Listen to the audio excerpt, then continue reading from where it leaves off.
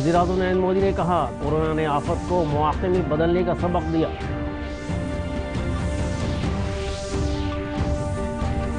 कारगिल विजय दिवस पर राजधानी पटना में शहीद जवानों को पेश किया गया खराज अकीदत।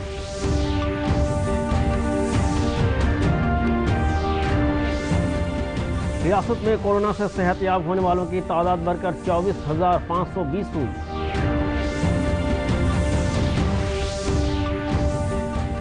और रियासत में सैलाब की सूरत हाल संगीन, राहत और बचाव के लिए हेलीकॉप्टर से ली जा रही मदद।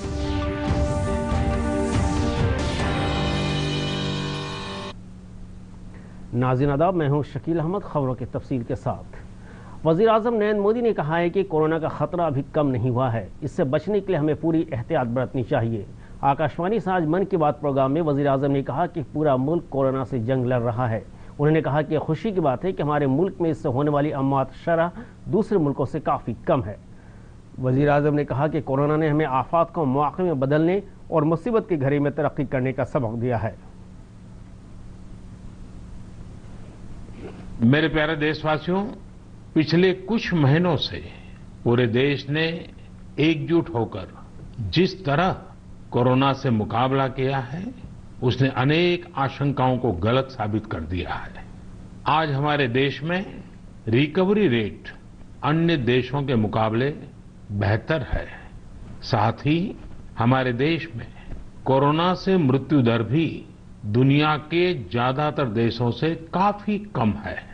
निश्चित रूप से एक भी व्यक्ति को खोना दुखद है, लेकिन भारत अपने लाखों देशवासियों का जीवन बचाने में सफल भी रहा है। लेकिन साथियों, कोरोना का खतरा टला नहीं है। कई स्थानों पर यह तेजी से फैल रहा है। हमें बहुत ही ज्यादा सतर्क रहने की जरूरत है। हमें ये ध्यान रखना है कि कोरोना अब भी उतना ही घातक है जितना शुरू में था। इसलिए हमें पूरी सावधानी बरतनी है। चेहरे पर मास्क लगाना या गमछे का उपयोग करना, 2 गज की दूरी, लगातार हाथ धोना, कहीं पर भी थूकना नहीं, साफ सफाई का पूरा ध्यान रखना, यही हमारे हथियार हैं जो हमें कोरोना से बचा सकते हैं। वज़ीर-ए-आज़म ने कहा कि कोरोना वबा के इस दौर में बिहार में काफ़ी बेहतर तरीके से काम किया गया है। देही इलाकों में खुद इमदादी ग्रुप ने मधुबनी पेंटिंग के जरिए मास्क बनाकर अपने इक़्तिसादी हालात को मजबूत किया है। वहीं दूसरी तरफ मास्क के तवस्सुत से इस बीमारी से बचाव में भी अहम किरदार निभाया है। अभी हम कोरोना के समय भी देख रहे हैं कि कैसे हमारे देश के युवाओं, महिलाओं ने अपने टैलेंट और स्किल के दम पर कुछ नए प्रयोग शुरू किए हैं। बिहार में कई वुमेन सेल्फ हेल्प ग्रुप्स ने मधुबनी पेंटिंग वाले मास्क बनाना शुरू किया है और देखते ही देखते ये खूब पॉपुलर हो गए हैं। ये मधुबनी मास्क एक तरह से अपनी परंपरा का प्रचार तो करते ही हैं, लोगों को स्वास्थ्य के साथ रोजगारी भी दे रहे हैं। वज़ीर-ए-आज़म ने कहा कि कोरोना की मुद्दत में दूसरी रियासतों से लौटे मजदूरों के रोजगार के लिए भी बिहार में अलग तरीके से काम किया गया है। उन्होंने कहा कि बिहार के नौजवानों ने मुजफ्फरपुर, बेगूसराय और पटना में मोती की खेती करने की तरबियत लेकर बेरोजगार नौजवानों को रोजगार दिलाने का काम किया है। साथियों, जब हम कुछ नया करने का सोचते हैं, इनोवेटिव सोचते हैं, तो ऐसे काम भी संभव हो जाते हैं जिनकी आम तौर पर कोई कल्पना नहीं करता। जैसे कि बिहार के कुछ युवाओं को ही लीजिए।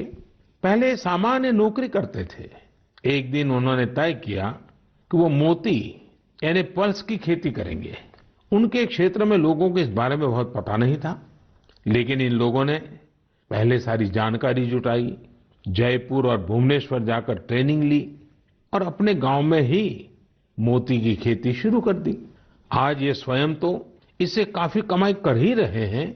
उन्होंने मुजफ्फरपुर, बेगूसराय और पटना में अन्य राज्यों से लौटे प्रवासी मजदूरों को इसकी ट्रेनिंग देनी भी शुरू कर दी है। कितने ही लोगों के लिए इससे आत्मनिर्भरता के रास्ते खुल गए हैं। वज़ीर-ए-आज़म ने कारगिल विजय दिवस के मौके पर शहीद जवानों और अफसरों के तहत खराज अक़ीदत पेश करते हुए कहा कि मुश्किल वक्त में फौजियों की हौसला अफजाई करना मुल्क के सभी लोगों का बुनियादी मकसद होना चाहिए। वज़ीर-ए-आज़म ने रक्षाबंधन के त्यौहार को नए तरीके से मनाने और मकामी पैदावार को फ़रोग़ देकर मकामी लोगों को रोज़गार मौक़े फराहम करने की बात की। आज पूरे मुल्क में कारगिल विजय दिवस मनाया जा रहा है। आज ही के दिन साल 1999 में हिंदुस्तानी फौज ने अपनी दिलेरी और हिम्मत पेश करते हुए ऑपरेशन विजय को कामयाबी के साथ अंजाम दिया था और पाकिस्तान की फौज पर जीत हासिल की थी। तब से इस दिन को कारगिल दिवस के तौर पर मनाया जा रहा है। इस जंग में बिहार के भी कई नौजवान शहीद हुए थे। इन शहीद जवानों की याद में पटना के गांधी मैदान के बाहर कारगिल चौक बनाया गया है। आज इस मौके पर कारगिल चौक पर तकरीब का इनेकाद करके शहीद जवानों का खराज अक़ीदत पेश किया गया। एनसीसी के बिहार झारखंड के डायरेक्टर ने इस मौके पर नौजवानों से एनसीसी और फौज में खिदमत देकर मुल्क की खिदमत करने की अपील की।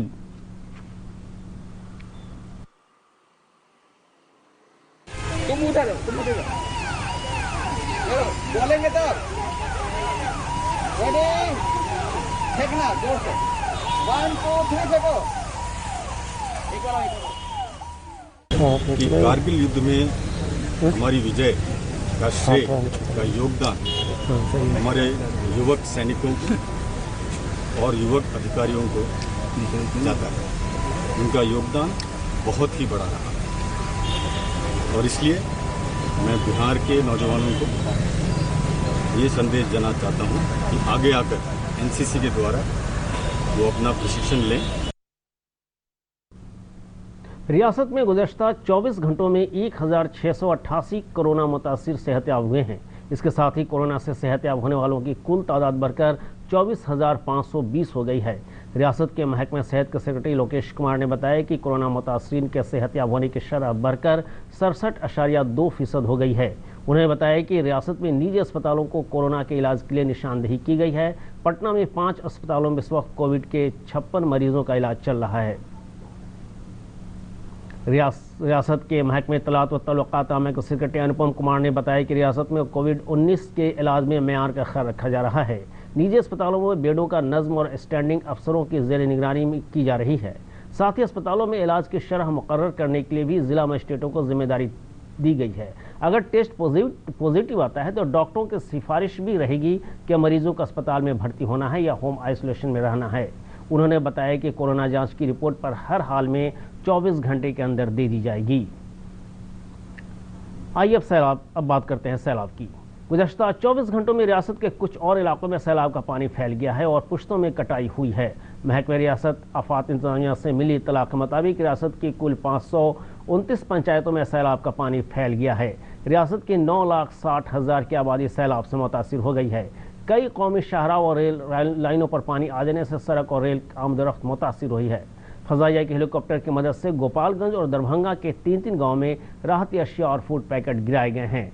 एनडीआरएफ और एसडीआरएफ की टीम सैलाब मुतासर इलाकों में राहत और बचाव का काम कर रही है। हंस ने उम्मीद जताई है कि आने वाले दिनों में नदियों का पानी कम होने से बाढ़ की स्थिति बेहतर होगी। के बारे में ये स्पष्ट करना है कि इसका जो रेवा घाट, डुमरिया पुल, रेवा घाट और लालगंज, ये तीनों लोकेशन पे एचएफएल से लगभग 26 सेंटीमीटर ऊपर डुमरिया घाट में, उसके बाद रेवा घाट में वर्ष 1986 के एचएफएल से 5 सेंटीमीटर ऊपर, और लालगंज में भी जो प्रीवियस इसका 2009 का एचएफएल था उससे ऊपर गंडक नदी का जलस्राव हुआ है।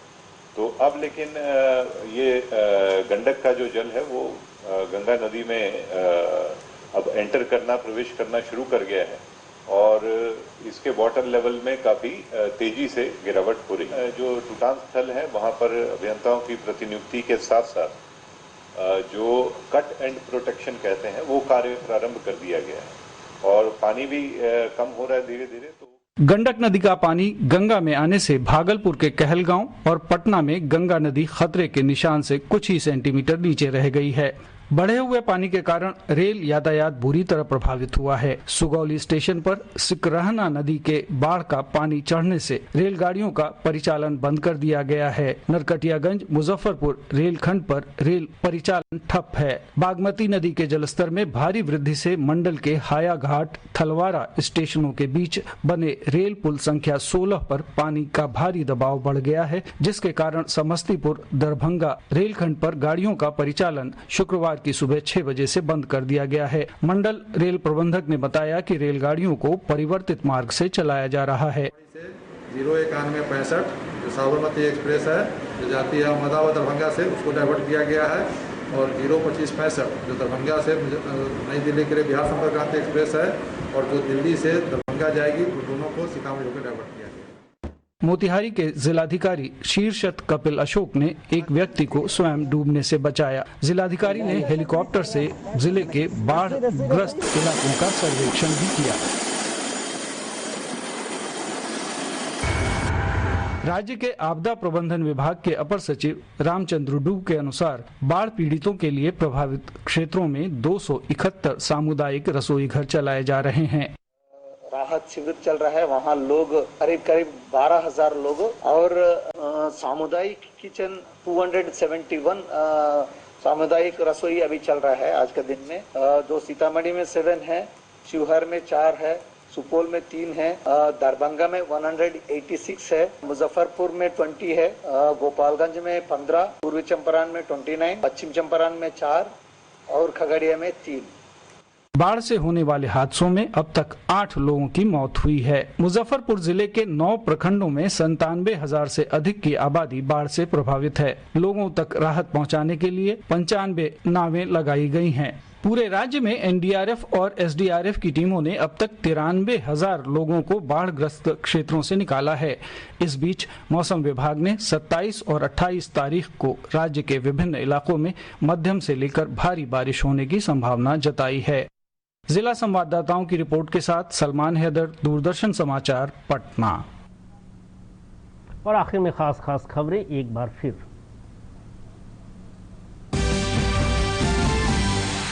वज़ीर आज़म नरेंद्र मोदी ने कहा, कोरोना ने आफत को मौके में बदलने का सबक दिया।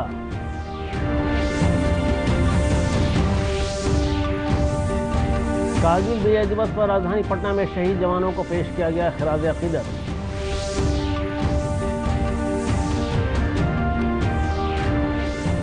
रियासत में कोरोना से सेहतयाब होने वालों की तादाद बढ़कर 24,520 हुई।